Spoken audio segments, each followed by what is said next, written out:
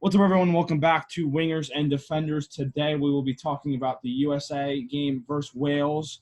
It's the first friendly over international break. There was a lot of good from the team, personally, in my opinion, but all four of us will discuss it. I'll start off with you, Joe. How you doing? I'm good. How are you? Good. Jake? I'm doing good. Tommy sideways on my screen. Is it for anyone else? Yes. Yeah. Tommy, there we how go. you doing?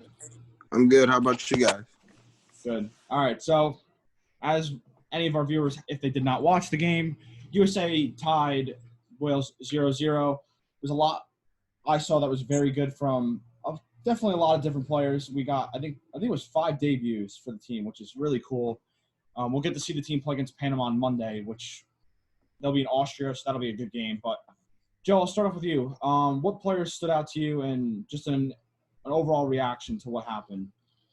I mean, obviously, Serginho Dest stood out. I mean, that guy just looked special out there. He was making those players look like they were in League One on Wales. And obviously, I'd also say Weston McKennie stood out. Those are the two guys that stood out to me the most. Honestly, maybe this is a poor view for me, but Gio Reyna did not really impress me today. He kind of was just there. He didn't do too much, in my opinion. And other than that, I thought it was a harsh scoreline for the U.S. I thought the U.S. played much better than Wales, but I mean, again, they haven't played together.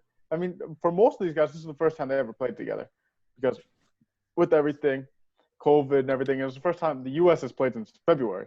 So at the end of the day, first time getting really back on the pitch together, and it's not bad overall. Friendly game too. Yeah, so I'll go off what you said, kind of.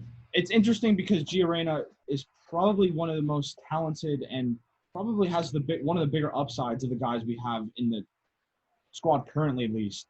And I like what you said, because honestly, he didn't really get to show a lot of what he can show at Dortmund, certainly, which we saw. I think there was one play, well, we all talked about it before the show. There was one moment where he had some sort of a nudge in the back of somebody's head or shoulder, and that kind of just highlighted everything for me, because he really just did not have any space, ability. There was one run where he got past 5 people, but then Weston McKennie ended up getting a corner off of it. So, yeah, I definitely agree with you. Gio Reyna didn't get to show it. Hopefully he will against Panama, because clearly he's probably one of the 3 or 4 best players we have. But, Jake, anything to add on? And certainly if you have any other players you really enjoyed watching today. I thought Brooks was solid on the defense. I think he was pretty solid. Actually could have scored off of a set piece. I don't know if Reyna put it in, but he could have scored off of that. They called him offside, yeah. Yeah. But I think McKennie was probably the standout, as well as Dest. Dest was dancing on the right wing. At least in the first half, he would get the ball at right wing and would just toy with whoever the Wales left back was. And should have been Ben Davies, but I don't know where that guy was. But anyways, yeah, Dest was really good. McKennie was good. 6 debuts today, and I think 3 or 4 of them were like 17, which is crazy. Yep. Lot to look forward to. And I liked how they were attacking. I liked the free-flowing play. I know they said in the broadcast that coach didn't want to give them too many instructions because they have a lot of information coming in from their club teams, a lot of games coming thick and fast. He didn't want to overload them with information. So he wanted them to just play. And I saw that today. Didn't get a goal, but, look forward to Panama on Monday. Tommy, who for you? For me, like I said, McKennie and Dest, of course. Like, Dest really caught my eye because, I've been following him since, I read about him, and, he was choosing between the U.S. and Netherlands. But I didn't expect him to just, fit in and boss that right side. A lot of the times he was by himself on that right side, and he did pretty well. So I really do. I really do rate the kid. And then another player who, might be, I guess, I don't want to say underrated, but I put in the chat, Tyler Adams. He's going to be in the engine room sort of player that, you see there. You don't see him, you don't talk about him, but he's very important to the side. He's pretty good on the ball. He has a good shot on him. He's a good tackler. He reads the game pretty well. So, I want to see a midfield 3 of him as the holding midfielder, Wes McKennie sort of box to box, and then have Gio Reyna pushing up as a 10. Because I think Gio Reyna is best coming in off the left or as a 10. And I think I want to see Pulisic on the left and then Gio Reyna as a 10. And I feel like that could really be dangerous. But I just hope that like the US doesn't go after this. Like, I'm not saying start playing all 17-year-olds for the rest of the games we have, but don't go back to those old dudes who played this like Voron style. Like, sort of slowly introduce these youngsters. Like that Musa kid too. He did pretty good. Yeah. He looked really. He looked like.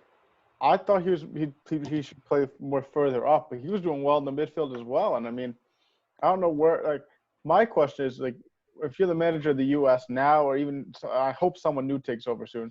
How do you fit all these guys in here? Because it seems like there's a lot of talent in the midfield and not so much up top. I mean, like, what do you do for that? Yeah, I mean, it's an interesting question. I just want to quickly thank you, Tom. We didn't mention this. Tommy's joining the show again. We had him back in the summer for some United previews, so it's good to have you back. Didn't mention that at the beginning, but yeah, No, good to be back. It's an interesting question, Joe, because it seems like we have a lot of wingers certainly that could also come into a midfield three like a Gio Reyna or a Musa. Because honestly, I thought going into this game he was a right midfielder from the way Valencia plays, because I think they play a normal 4-4-2. But then today he comes into the midfield, so it's an interesting question because you also have guys like Tyler Adams. I know we talked about this in the preview. Can he play a six? Today he showed it, and I know it's Wales, which I mean they were missing Gareth Bale, which I know is probably their best player. Dan James came off the bench. There's some other guys, but we showed a lot in this game where we have to beat teams like Wales, honestly, because Wales is a decent team from Europe, but it's an interesting question because we honestly possessed the game really well. I think we controlled it, didn't really give up any major chances. There was the one chance that Steffen made a good save on, which really that was the only one I could think of. But yeah, Joe, I mean, if you had to go with the midfield three right now, what would you do in your opinion? Adams, McKennie, and Reyna with Musa either coming off the bench or honestly, you could play him at the right. I would like to see him up top on the right too. If you could do that, and then all you got to do is figure out that striker situation. Who do you want to play? Who do you want to play at 9? Which could be Conrad. Conrad, I forgot to mention him. He looked kind of decent today. He missed a sitter, but I mean overall he looked pretty decent. Yeah, so a good way to transition this is the striker position. I know all four of us were talking in the chat about Sebastian Lay from the Galaxy. So he was the only MLS player because they're obviously now not in the playoffs. But we're missing Josh Sargent from Werder Bremen, which they did not let him come because of certain regulations with COVID. I think there's also a couple guys. I know me and Tommy like Tim Way, but there is definitely some injury concerns there. We could maybe alter Josie Altor. I don't know where that stands. But, Jake, I'll go to you. Where do you see that striker position going to? Or do you see us playing more of like a false 9, somewhere like that where he drops back and links up wingers like Pulisic and Reyna? I want to see Conrad start at a number 9. I don't know if he traditionally plays there at Barca, but I want to see him there. I think we spoke about it in the group chat. When we watched Letgett, play earlier today, we weren't really impressed with how he played. To me, he seemed slow, kind of clunky, and I think Tommy told me earlier that he's kind of like a Cam, really. I think he connects play. He's probably a guy who wants to hold up play, let wingers run him behind him. He's not really a finisher. I saw that today. He looked a little slow to me, and I'd rather have a Sargent up there, Conrad up there, even Tim Way possibly too if he gets his injuries under control up top, because I don't know if Letgett's the guy that's going to be our guy going forward. I think that's the only major concern I have going forward for us. I think the left side settled with Pulisic. If he can stay out of injuries, like reduce injuries or not have any, obviously, we'll be set. And then the right, I mean, Joe said Musa could play there. I don't mind that at all. And I don't know. I think you can even put Sargent up top and Conrad on the right possibly too. I'm not opposed to that either. But, yeah, I agree with Tommy too with the midfield 3 of being Adams, Holding, box-to-box McKennie, and Reyna as like a number 10, kind of just being like a free role, can play left either side really, just trying to help out play. I like that for our team, but I don't think Let gets the guy for us. I really want Sargent. I want to see him play for us, link up with Pulisic and Reyna. I think it'll be great. Yeah, no, I totally agree with all of their points. The one thing I want to do reference is we'll go back to Musa, which obviously we saw him tuck into the midfield today. Do all three of you believe we can hold on to him versus him going, say, England, which I think we all have a pretty similar standpoint on England, but do you think he would take us over maybe a Ghana or also Italy, who he has ability to play for if he chooses so? So I'll start off with Joe. Do you think we can keep him? I don't know. I think you got to give it time. He still has a little bit of time to choose, but I think you got to think there's potential with the United States team. Like there's a lot of potential right now. Like there's a lot of young guys who are all playing internationally, and a lot of them for Champions League teams, and they're getting minutes for them as well. So I think there's that potential. Like I could be a part of a squad that can really make history for the United States and stuff like that. So I think there's that. Then there's also the guy looked very, very good out there. Let's be honest. He could try to go for maybe try to sneak into the England team, like as a not like a starter per se, but try to make the bench when he has certain sprouts of form, or even the Italy team because he could go there. And I mean, Italy's kind of also coming on the up again. So I'll see. I don't know if I'd say we have a great chance at it, but I definitely think there's a shot. Jake, you agree? Yeah, I think it's a similar situation to what Dest had to do, choosing between a nation. And I think Musa has an easier chance of getting into the national team for the United States in comparison to England because the English midfield is already crazy to get into anyways. And they actually just called up Jude Bellingham, who's also another 17-year-old stud. And it's growing more and more challenging for young players to burst through onto the English scene. So unless he really, really turns up at Valencia, which he could do, I don't see him getting into that team for a while, where he could come to the U.S. and start almost every other game for us, and then maybe become that solidified starter. Where I'm not sure, maybe on a right wing position, maybe midfield. Even though I don't think that's ideal, I could see him playing there. But I would, if I'm him, I'm definitely looking at USA to be the club you want to team you want to represent for sure. Tommy? Yeah, as like Joe said, that England team, like it's really hard to get in there. Like we previously mentioned, Bellingham just got called up. You have stars like Mount breaking in. You have Declan Rice. You have all these like midfielders breaking in. So like that's the center mid spot is pretty much, I don't want to say gone, but it's pretty much. And then the winger spots, Sterling. You got Sterling, Sancho, Rashford, the homie at Chelsea. I forgot. Hudson-Odoi? Yeah, you got Hudson-Odoi. Like there's so Right. much promise coming through, and Soccer. yeah, Saka exactly. They keep playing Saka as left back. I'm Saka's a winger in my opinion, but that's a story for Well, another they don't day. have a left back. They don't. Yeah, they don't. No, they have Chilwell. Yeah. They have Chilwell, yes. They do yeah. have And the almighty Luke Shaw, but we don't talk about him. but not yet. And I think the United States has I would say that the United States has a great shot of getting Musa because I'm pretty plugged into because I was born in Nigeria, so I focus a lot on like African and the African nations football, and Ghana is not like. Ghana, I think Ghana is the bottom of this list. Ghana, like, there's not that many promising youth players, or the team, like, there's not that much, like, oh, this team has a future or something that you can build upon. So I'm pretty sure Ghana's out the question. And a lot of, like, kids from the diaspora from Africa are choosing the nations they were born in or the nations that they immigrated to play for over African nations. Like, soccer chose England. And I'm pretty sure this guy, Zay, he's been playing for the England under-20s instead of Nigerians. So I feel like, and Italy, like, let's be honest, Italy, at this point, I would say United States is in a better position than Italy. That may be spicy, it may be a hot take, but I would personally, like, if I was an up-and-coming player, I would choose the United States over Italy, if we're being honest. I can Joe, see you that. want to respond to that? I could definitely see that though, because the thing is, Italy has the history, but right Yeah. now, what young players do they really have that's really bursting onto the scene? Like I know Nolly maybe. they have Keane, but even he's Tonali from AC Milan as Yeah, well. Tonali and the winger Chiesa, but like besides that, Chiesa. like Yeah, like I they feel like still you only have like 3 of those compared to it's a very United. old. It's a very old team. yeah. Exactly.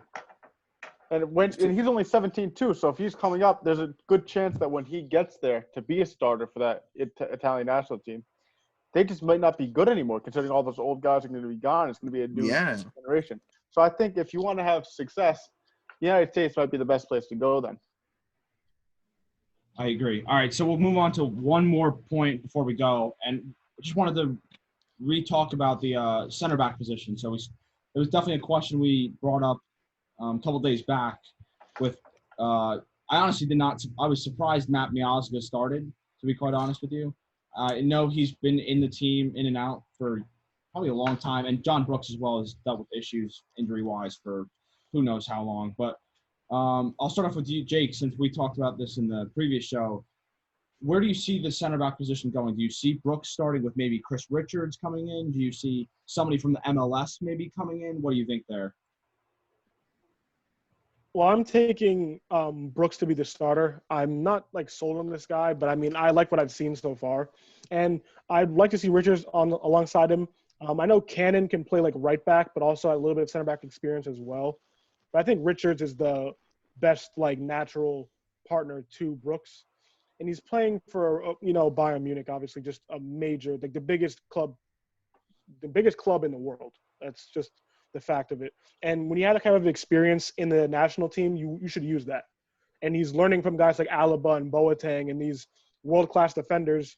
Eventually, it's going to translate to his own game. I think eventually we could see Richards and Brooks become the partnership, but maybe Cannon can slide in there. I'm not sure. I'm not convinced on Miazga. I know he's kind of been around for a while. I remember when he was at Chelsea, goes on loan a lot. I don't know if he's still under Chelsea. He is still on loan. Yeah, like I don't trust him if he's just that guy that just bounces around. I prefer Richards, who's young guy up and coming, or Cannon. But yeah, I really like Brooks though. Joe? I'm with him on that one there. And I mean, I think, again, we have to bring up another thing. There just aren't a lot of great center backs out there in the world. So, I mean, you have to just accept that your center back partnership isn't going to be very, very good overall. You're going to need to have a great midfield. You're going to need to have a good attack if you want to really push for a trophy at some level, either CONCACAF or even World Cup in 2026. Yeah, before I get to Tommy, he is still on loan at Chelsea. He has made 2 appearances since he joined the club in 2016, and he's bounced between 4 teams. So he's only 25, which is crazy. I honestly thought he was a lot older than 25 years really? old. Mm-hmm. So, but Tommy, you agree on that point as well? Yeah, and like I was thinking, like I was just because I like a lot of people are harsh on MLS, but I tried to give it the benefit of the doubt, and I was trying to see if there was any like MLS center back, but I was like, wow, it was blowing me away. I legit can't think of anyone. So like I think the parent forward